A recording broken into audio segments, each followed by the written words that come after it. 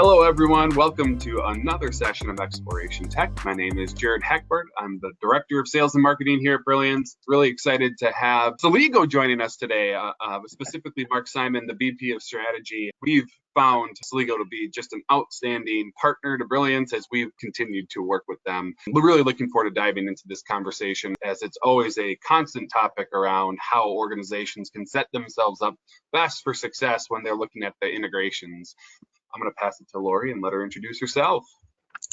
Yes, hello. A little bit of background on me and on Brilliance before we get started. I'm Lori McDonald. My background's in computer electrical engineering. I went to school at Purdue.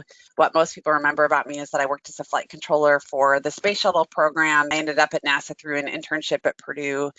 Ended up meeting my husband there. He also was a flight controller for the space shuttle program.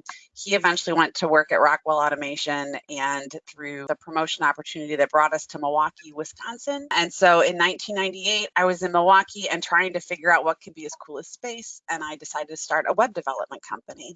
So that's how Brilliance got started. My husband, meanwhile, was managing the largest data warehouse at Rockwell Automation, and through that, we ended up realizing that we were uniquely equipped to work with manufacturers and distributors who were looking to implement e-commerce. And certainly data and data integrations have always been a big part of that story for us. And just to quickly sum up Brilliance's story, so we've grown since that time. We made the Inc. 5000 list last year. And along the way, we've been looking at how we really help support manufacturers and distributors as they work to figure out how digital is a part of their growth story as well. And we've continually been trying to find good solutions that really help organizations to scale from an integration standpoint. And so we've been really excited through that to partner with Celigo, and really excited about the conversation. As you get to meet Mark here in a moment, you'll hear that he has really some great experience really understanding the needs of organizations, being on really both sides of that equation. And so, Mark, I'd love to let you introduce yourself. Well, thank you, Jared and Lori. That's actually a really tough intro to follow. I don't normally I get introduced by rocket scientists. I mean, so it's a pleasure to be here. Thank you. Give a little background just about myself before we talk about, give a quick intro on Celigo.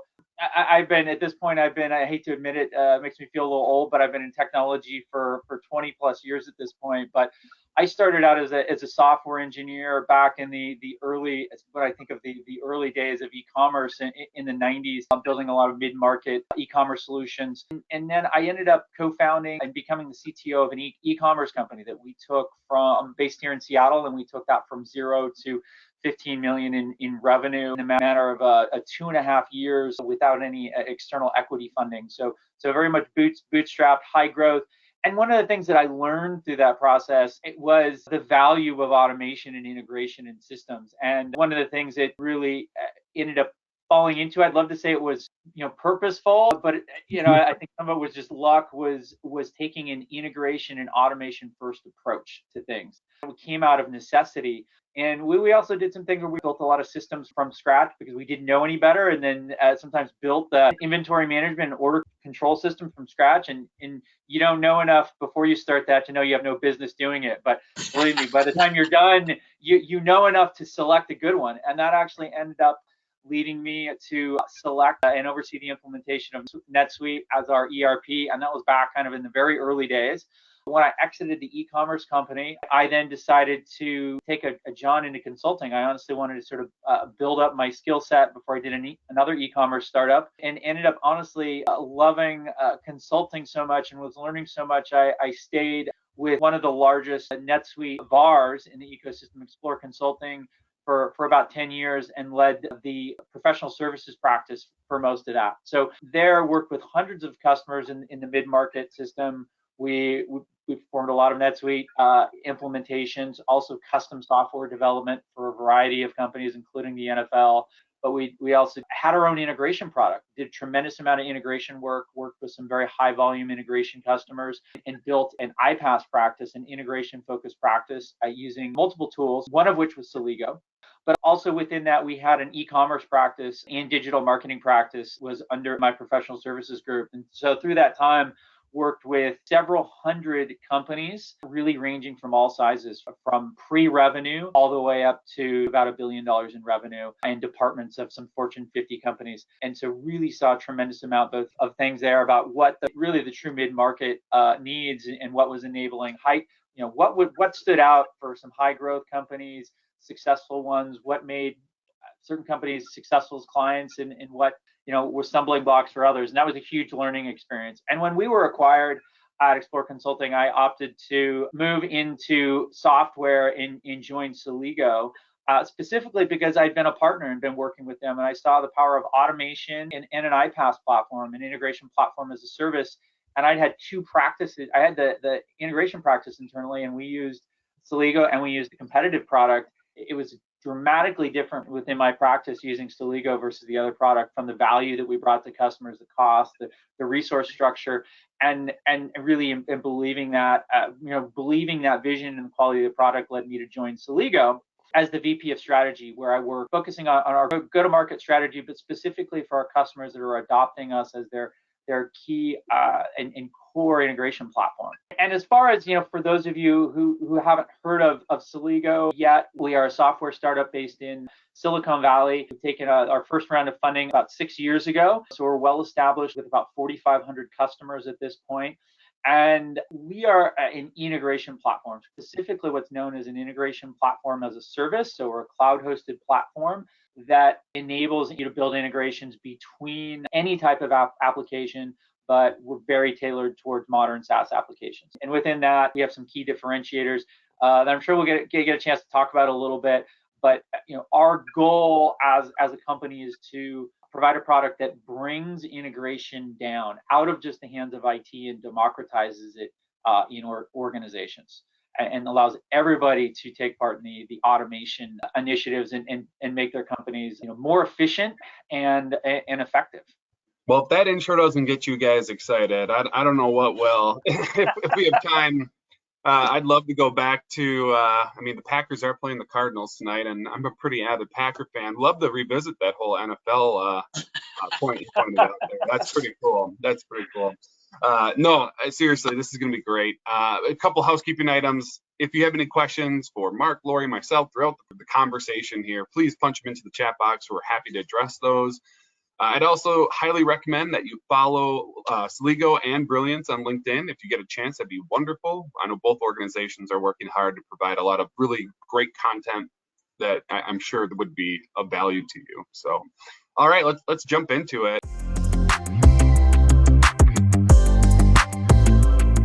One of the reasons why we end up wanting to partner with Celigo is we believe wholeheartedly in this concept of technical debt, and how can we always, when we approach an implementation, keep technical debt down to a minimum so that customers are thinking long-term and building implementations that are going to support them for a long time to come. So for companies that are approaching this, what questions should they be asking themselves? A really good place to start, Jared. So one of the things I think that's important to keep in mind as you're a growing company, and whether it's you're growing a department or a sales channel within your company, or maybe as a large company growing a new sales channel or a new initiative or startup within a big company, or you're a genuine startup, either way, you're going to have a reliance on systems as you build and evolve your processes. And I think it's really key to remember that you have all these amazing applications out there now. You can find a solution to any problem. And you have your foundational applications that you're typically using. You're talking about your ERP, your e-commerce platforms, maybe your CRM. And those are the foundation of your system architecture. But then you have the satellite solutions that then fill in. And they provide incredible power, and they can solve great, very specific solutions very, very quickly. And it's just amazing what's out there at a departmental or cross-departmental level. But I very often have seen throughout my career where companies don't get the value from those purchases, whether it's the foundational systems or the add-on systems. And it's because they're not considering the whole picture. And you can't just adopt a system and run it in isolation and get the full value from it. You can do that. You can get some value. It will solve some problem. But you're essentially creating a data silo in your organization. You essentially have a broken process. And for your process to continue, you're going to have maybe manual data transfer, or you just don't have exchange of data, or you have people pulling out data and trying to jam it back together in Excel spreadsheets. And while that works, you start to really inhibit growth. And so to get your value from those systems, any initiative, and this isn't speaking just specific to e-commerce, so it definitely applies there, but it applies to any system initiative, is to make sure you're thinking about your processes and your systems as a whole. And realize that no system should sit in isolation and be a silo, and think about where it fits and how that's going to flow. Data is going to flow between those, how it's going to fit into the overall business processes. If you look at that almost always leads to realizing that you need a plan for integration. And you may implement something.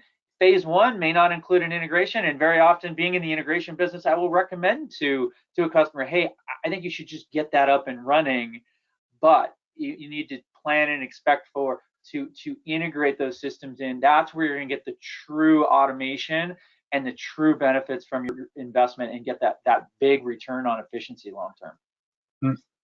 Lori, anything you'd like to add? It's all really about planning, good planning up front, right? And that long-term vision. And to your point, I mean, it's not necessarily about doing everything day one, but really understanding all of your processes and having a plan for where you want to go.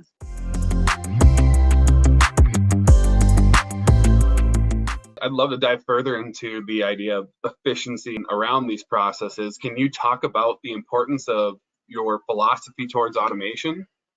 Certainly. One of the things to riff off that planning is it can often feel daunting and overwhelming, and nobody has a crystal ball. It's not going to be perfect, especially as a small growing business. You have to realize that it's more important just to get started.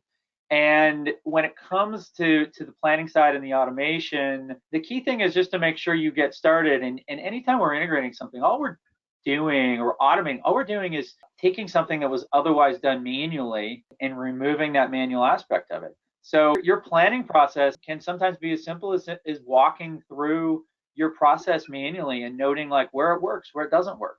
And that's like a foundational component. And while I do recommend longer term integration planning and road mapping, but sometimes you just need to start walk through your process, your pain point, and that will just step by step, and you'll learn a tremendous amount from that. And then you can begin your journey, because really everyone key is to get started on this automation journey. Yeah, I love that, because they are two things that you kind of hold in tension, right? This idea that you want to plan for the future, and also that you don't want to let that planning keep you from getting started. And you want to have a path that allows you to incrementally build in a way that is scalable.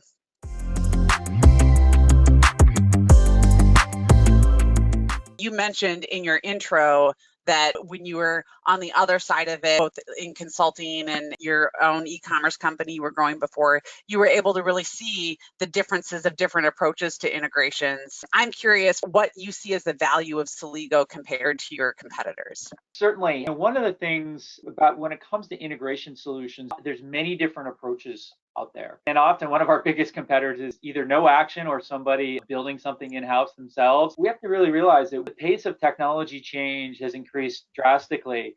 And I can go back and think about 10 years ago when I was consulting prospects and they were trying to decide whether they were going to buy a cloud-based ERP. And sometimes they'd say, if this doesn't meet our needs or we're not confident in this, we'll just build our own. And 10, 15 years ago, you'd hear that and you'd be like, okay, well, that sounds like a lot of work, but it seemed reasonable. And now if someone told you that, you would think they were crazy. You would literally think they were crazy. And we're going through a transformation in the same way with integration. And there's still many companies, if not the majority out there, that integration for them is often a very skilled developer hand coding solutions, writing code, deploying one-off code. Maybe if they're lucky, they're using some good libraries to facilitate that and maybe some best practice patterns. But more often than not, probably not, just cobbling together some code and making something work. Well, that is not sustainable. And we're going to look back in 5 years, 10 years from now, we'll look back and if someone says, well, I'm going to integrate this myself, and be like, the same way that we look when someone says they're going to build their own accounting system now. And that's really the evolution. Very few people that need to, from a technical standpoint, need to manage their own memory anymore when it comes to programming or development, right? We kind of think that's absurd. Who would do that? Right. And who needs to write their own integration? And granted, there's a time and place for all of those, but it's because the tools have become so much more efficient. And particularly an iPaas solution gives you a foundation for that automation. At Celigo, what differentiates us is a combination within ourselves as an iPaas by giving you a broad platform that will let you integrate anything to anything and giving you a framework of error management and notifications and giving you a starting point that if you were doing this on your own, you wouldn't get, but also the flexibility so that you don't paint yourself into a corner. Because you could go and use say a point-to-point solution that integrates to your e-commerce, to your ERP, and that's all it does. But that's all it does. It's essentially a black box, and you might think it meets your needs, and you get into the implementation halfway, and it doesn't meet your business processes if you didn't do a very thorough gap analysis. And now what do? You're stuck. Yeah. And that's really the difference with an iPaas, is having a flexible solution so you don't run into those. But with Celigo and Integrator.io, we have married those two concepts because we have pre-built solutions. So we have a concept of templates, business process applications that go beyond templates. And then we have something called integration applications, which are the most sophisticated. And those are managed solutions that connect to endpoints. They would take an example of Shopify and NetSuite. Through our experience with over 1,000 customers that have integrated those endpoints, we know what are the most common records that you map and what are the most common fields. And we can build the business logic in and provide a solution that has very, very quick time to value that's also managed, so we can push out updates. And so you have that quick time to value, efficient solution for your needs, but then you also have the base of the iPaas. And so when you have a new automation need that's something that you haven't foreseen, we can still accommodate that. And it's the combination of those two together that's a huge value differentiation that Celigo and Integrator.io bring. Yeah, you have so many good points there. And just to go back to that idea of, I do think many times the biggest competition is someone saying, well, I can just build this myself, right? Like I have someone who there are APIs available. We have a developer who knows how to do this. I can build this. And yet when that happens, the ability to maintain that can be much more challenging. And also, to your point, many of those other things that Celigo has around error management, about auditing, many of those things just don't get built in because both they take a lot of time and they weren't necessary just to get it done. And you're able to leverage the scale of having so many other organizations that have already been working on integrations to be having those pre-built applications. So many benefits in terms of that quick time to value. Lori, do a lot of your clients look at those integrations as something, particularly when they're considering building it themselves? How are they looking at that? Are they looking at integrations as something that they build and then launch and then never touch? Are they looking at them as something that's going to need to grow and evolve? Yeah, I think, that's a great question. And I do think many times people think I'll integrate this system to that system and then it's done, right? I won't need to touch it anymore, which I think, as you and I both know, isn't really realistic for a variety of reasons. But also to your other more strategic point about what is your overall automation approach for your overall processes, that's kind of a short-term thinking. But also because systems on both sides of that integration are going to change over time. Not to mention you're going to have some things that come up that you'll need to troubleshoot and track down what happened. So yeah, many times people are oversimplifying what an integration really is or will take. Yeah, I'm curious what you've seen in your experience. Well, that's exactly what we see. And one of the things I really work with our team and try to make sure that we're doing with both customers and prospects is understanding and educating them about how they think about integration. And integration, it's something that needs to live and breathe. Unless you have a static business that isn't changing, you're going to need to continually maintain and extend and expand it because your business, if your business processes are changing. Now, sometimes you have a static portion of the business and it may be static for 3 months or 6 months or a year. But if we look at the pace of business change right now, that's not right with the pandemic and what we've gone through, that's only accelerated. And for any high growth company, that's even more the case, that you're going to need to have the philosophy that, okay, my business is changing, my integration needs to keep up, and that really steers you towards a solution that where it can be as accessible as possible to as many people as possible in the organization to maintain, build, and monitor and manage those integrations.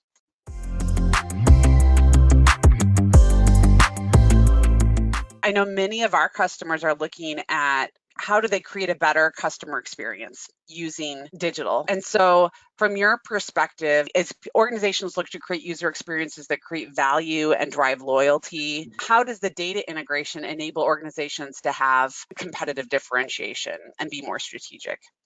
It's really a key part of that. And you take any business process, and this comes up, but it's amplified in your e-commerce business processes. And you take something as simple as getting your orders from your e-commerce platform into your order processing system. You have to do that so you can get that order out to your fulfillment center so you can get the product shipped. If we look at the expectations from customers nowadays, it's gone from, oh, I place an order and it might ship in a few days, to being, I place an order and I want to get my tracking confirmation today or within 24 hours. The big e-commerce companies out there have trained everyone to have this expectation. And really right now it's table stakes as an e-commerce provider to strive for that. I often look at that as one business day between order submittal and shipment. Unless you're getting it out the door in hours, you're not going to be a leader or you're going to be falling behind. And you can only accomplish that through integration. And you need to get those, map those processes, get that data, get data synchronized. If you don't do that, it's going to be reflected in customer service costs, whether that's overhead in customers reaching out, asking you where their stuff is, calling, sending emails, chatting, direct customer service costs there, or in the cases of where you have a breakdown in integration processes. Another example is where you don't have good inventory synchronization. Now you've oversold yourself. I can't think of anything that is more expensive in some ways than overselling. And I know because I've been there. So I've seen it firsthand and know that excruciating. I can tell you a terrible story about pre-selling something and a container not arriving when it was supposed to before Christmas, and having to overnight ship skis to hundreds of people to Oh meet my word. expectations. So your profit evaporates pretty quickly. And as an e-commerce business owner or manager, you have a question. Do I keep that customer? Do I make that customer happy? In which case, most of the time, that's just going to cost money in some way. Customer service headache, discounting, substitute items, expedited shipping. Or you're going to say, well, no, I can't meet your needs. And now you've spent on this marketing. You've acquired the customer, but now you couldn't meet their needs. So you've already spent on that for that customer acquisition, and now you're losing them. And that costs you. And now you've got additional customer support overhead. And these costs are huge drags on an e-commerce business. They're massive. It gets in the way of growth and being able to service your customers. If you're dealing with those headaches, and the root cause of those headaches is a lack of integration and automation.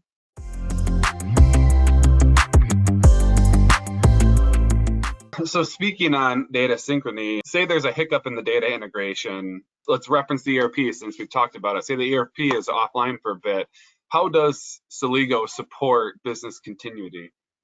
That's an excellent thing to consider. And that, again, is one thing that you get with a platform. As a platform, we can build in features and functionality that accommodate for a system outage, because we expect and know that endpoints will sometimes go down.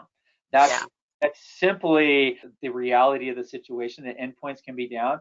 And we built that into our platform, the ability to retry if an integration has failed because say that the system you're pushing to is down. So retry those integrations automatically, keep pushing those out until the system is online. And systems don't go down. They rarely go down when things are slow. They go down under load. Right. An endpoint goes down. Your e-commerce site goes down when it's getting hammered, or someone's in a rush to do something, and they're in a rush because they're under pressure, and now something's gone down or been messed up. Maybe the integrations aren't working. You don't want to have that be a manual process to go back in there and manually push every one of your failed orders across. And so with our platform, we build those capabilities to self-heal from errors. There's an endpoint outage, retry those continuously until they succeed. And that's really key to having good, good automation and good integration. Yeah, those are such great points. And also, I think those are some of the things that will often get missed when someone's manually building a point-to-point integration. Not all of that is planned for. And to your point, when that goes down is often a moment of there's a lot happening. That's not when you want to be figuring out how to get those things back in place or trying to reconcile that manually. When you're leveraging iPaas, a solution like Celigo, how does that reduce the workload on the IT department? A key thing there as far as reducing the workload is if you leverage an iPaas, and especially a modern iPaas, we call ourselves really the first iPaas 2.0. And by that, we have striven as the company to build a product that is accessible to non-technical users as well. And that's a really key thing from that loading standpoint on IT. Because if your integrations, whatever approach you take, requires only a developer can manage, trace, investigate, change, build. You've really narrowed down your set of resources. And in a smaller company, that often means an external one. So now it's a third party that you're hiring. Or even if you do have a person, it's rare that you can have redundancy until you meet a certain size or a department meets a certain size. So you run a lot of risks if you have a solution that's only accessible by a developer. And so with Celigo and Integrator.io, we've made that more accessible so that a tech-savvy business analyst, i.e. somebody that can understand a basic Excel function, and by that level of tech savvy, can get in and they can learn the solution, they can get in and manage it, very often build an integration, but certainly manage, maintain, extend it, add some fields, get in there and understand why something isn't working. And all of a sudden that broadens the set of people in an organization that can take ownership over the integration. So it's not just IT. IT can own it and use what we call a federated approach, what we consider the best practice in industry now. But IT owns, they set the guardrails, they set the direction, they're the center of excellence, but then they can empower another department and give them, say, some templates, some training. And now for certain integrations that they deem appropriate, now these other departments can build, own, and manage those. And that's a game changer for an organization. That creates this automation DNA, this integration DNA throughout the organization. So it's not isolated in one or two people. You can have dozens of people that are able to build automation. It really changes the thinking and the efficiency of a company.